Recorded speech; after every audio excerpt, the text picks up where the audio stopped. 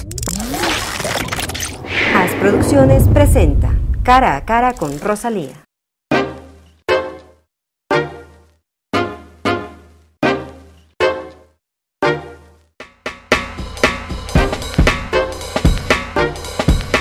Buenos días, queridos amigos televidentes, bienvenidos a este programa. Hoy tenemos el lujo de estar con uno de los grandes de la pintura, del arte ecuatoriano. Se trata del maestro Hernán Zúñiga Albán y nos ha recibido en su taller, en donde enseña grabado como parte de su trabajo de docencia. Es un privilegio el que realmente le agradecemos, a pesar de que estamos interrumpiendo un poquito las clases, pero gracias por recibirnos, maestro Zúñiga. Queremos empezar el día de hoy conversando un poco sobre su vida. Sabemos que usted nace en Ambato, pero querríamos que usted retroceda en el tiempo y nos diga de su niñez en Ambato. Primero, Rosalía, debo agradecerle y anticiparle que para mí es un honor y un privilegio que usted esté aquí en el taller de Artes Gráficas Eloy Alfaro de la Universidad de las Artes. Y más que nada, celebro su buen gusto por la escenografía, porque digamos estamos en el sitio donde correcto, se hacen, ¿no? correcto y pertinente para entrevistar a este modesto servidor, un guayaquileño a la fuerza, porque soy nacido en Ambato. Suelen decirnos guaitambos. Qué buenos son esos duraznos guaitambos, además, sí, ¿no? Sí, cosas que extraño aquí en el puerto, donde amo yo tanto y donde he hecho la mayoría de mi vida y de mi obra. Pero soy ambateño de nacimiento, soy un serrano y mono a la fuerza, como le dije. Pero vino hace muchísimo tiempo acá. Sí, claro, mis padres me trajeron a los 4 años. Claro. O sea, más es guayaquileño que ambateño, claro, ¿no? Los críticos de mi obra me ubican como... de la costa, sí. Emblemática mi obra como arte porteño totalmente. Todas las cosas que hago, mi pintura, mi grabado, mi poesía, todas las artes multidisciplinarias expresan la ideología y la poética del puerto. ¿Qué recuerda de esa época? ¿Tiene algún recuerdo de la niñez en Ambato o no? Por supuesto, claro que sí. ¿Qué es lo que recuerda? Recuerdo fundamentalmente el paisaje de Ambato, esa ribera del río Ambato, el socavón. Recuerdo el trinar de los curiquingues. Los huertos, esa ventisca maravillosa, claro, los huertos de frutas, claro, de guaitambos, de manzanas. El olor del eucalipto en las mañanas, donde mi abuela me daba ese pan maravilloso que le llamaban el tapado, el pan de pincho, las rositas. Y todo eso es una poética que subyace en mi corazón de mono a la fuerza, pero que nunca va a morir porque siempre está como una especie de un motor espiritual que me permite vivir la magia de la vida como un serrano que fui y sigo siéndolo también a la orilla del río Guayas. Ahora, lo importante es que hay una mixtura, ¿no? De que hay esos recuerdos de infancia, pero una vida entera desarrollada en Guayaquil. Cuando le traen sus padres, usted tiene diversos trabajos, no es lo primero, es decir, trabajar en su arte, ¿no? Eso es también algo muy interesante, porque de alguna forma nos habla de superación personal y finalmente de llegar a donde se quiere estar. Correcto, y yo le debo decir que mi inicio en el arte viene de una manera muy... casual prácticamente, muy ¿no? modesta además, porque mis padres eran artesanos. Mi padre era un zapatero de guano y mi madre era una costurera bordadora que se había graduado en el Colegio Hispanoamérica de Ambato. ¿Ya? Y pertenece a esa generación de serranos que fueron a buscar el oro y la maravilla en el puerto de Guayaquil. Entonces estoy hablando de unos migrantes. Una vida dura. Que fueron tras la magia del puerto. Claro. Entonces eran artesanos que se instalaron en Guayaquil y eso es muy significativo porque corresponde a un marco histórico de los migrantes que vinieron a hacer Guayaquil grande.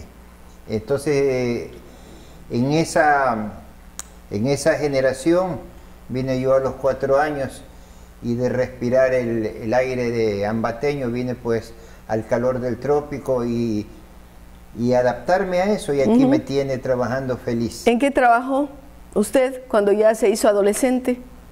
Mire, mi primer trabajo, que es a los 15 años, tuve mucha suerte porque Sucede que desde niño estaba yo dibujando a manera como de imitación.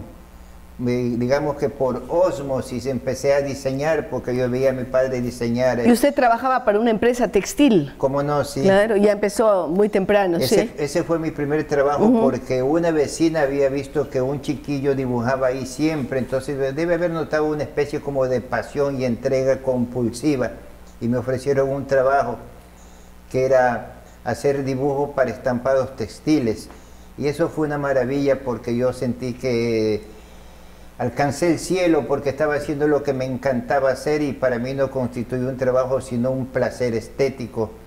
Pero ahí lo descubren a usted de alguna forma. Claro, sí. Claro. ¿Quiénes le dan ese aliento primero? Hay personas que son relevantes en su vida, por supuesto, además de sus padres. Sabe que yo siempre suelo comentar a mis discípulos que a mí me hubiera encantado tener un maestro que no lo tuve. Yo me considero un autodidacta. Ser absolutamente autodidacta porque yo nunca me fui a estudiar arte. Claro.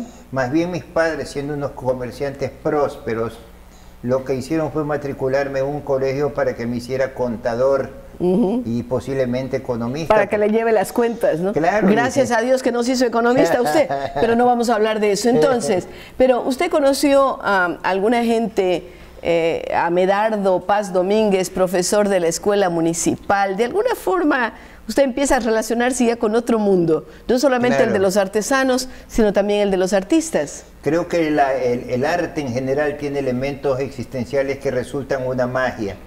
Fíjese, yo solía pintar en un taller interior, en un patio interior de la casa que vivía en la calle Luca y García Vilés.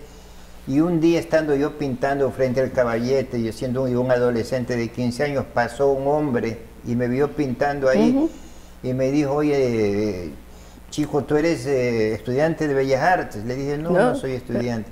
Dice, pero ¿y estos cuadros que tienes aquí, dónde has aprendido? Le dije, solito. Y ese día inmediatamente me invitó a exhibir con los egresados de Bellas Artes. Imagínese. En una exhibición que era por el Día del Trabajo. Entonces ahí yo exhibí por primera vez con pintores profesionales, digamos, y esto es el año de 1966. Y usted se empieza a vincular ya con estos jóvenes egresados de Bellas Artes o estudiantes de Bellas Artes. Directamente yo empiezo a asistir a Bellas Artes de metido. ¿Qué nombres le vienen a la memoria de esos jóvenes? Mis compañeros existenciales que se constituyeron después en la vanguardia del arte ecuatoriano, y le menciono a Juan Villafuerte fallecido claro. ya, Roosevelt Cruz, José Carreño, Roosevelt Cruz, Manuel Velastegui, Echanique, Simón Carrillo, todos ellos eran mis compañeros generacionales, y bueno, que ahora ya somos sesentones y setentones también. Pero esa es, digamos, la generación que constituye para mí, que son mis coetáneos y contemporáneos, y que teníamos las mismas inquietudes según el marco histórico que nos tocó vivir. Ahora, entre esa joven generación hay un afán de romper esquemas, de romper moldes, de dejar el neofigurativismo e ir hacia dónde. Eso fue una verdadera maravilla, porque hay que considerar que son los años 60 y ahí hay un marco histórico que en el mundo marcha hacia una liberación en todos los sentidos, y especialmente en América Latina. Pues fíjese que en este momento se había dado la Revolución Cubana, que era una verdadera novedad en el concierto de los países de América Latina y aún en el mundo. Estaba en plena marcha de los países que se llamaron los países de la Cortina de Hierro. Y en ese momento se suscita también el mayo del 68 en París. Entonces estamos hablando de un marco generacional que era absolutamente liberador, y nosotros éramos los adolescentes que estábamos percibiendo toda esta resonancia, que era una resonancia estética, ideológica, vivencial, y que nos comprometía. Y el arte es un reflejo de lo que está ocurriendo también. Absolutamente, y en nuestro caso, nuestra obligación era un afán de rebeldía estética, ideológica, sin que seamos nosotros afiliados a ningún partido, sino como libre pensadores. Entonces nuestro compromiso ético era ir hacia una estética que resultara de avant-garde, ¿sí? O sea, de una posible vanguardia. Entonces en ese sentido nos comprometió de alguna manera a ser parricidas y tener que nosotros hacer resistencia a lo que en ese momento era el indigenismo de nuestros mayores. Claro. Porque nos habíamos dado cuenta de manera tanto crítica. En la pintura como en la literatura, en todo Correcto, el arte, ¿no? Porque sí. nosotros habíamos visto que el indio pretendidamente reivindicado en el arte se había convertido en un objeto de se desgastó consumo, el contenido, de claro. consumo y de venta carísima, porque esos indios que se pintaban, indios dolientes, lacerados, masacrados, se vendían a altos precios en un arte que se constituía una especie de souvenir exótico. Entonces, el folclorismo casi. Pero bueno, maestro, nosotros vamos a continuar hurgando un poquito en su vida y en su obra luego de una pequeña pausa. Ya regresamos.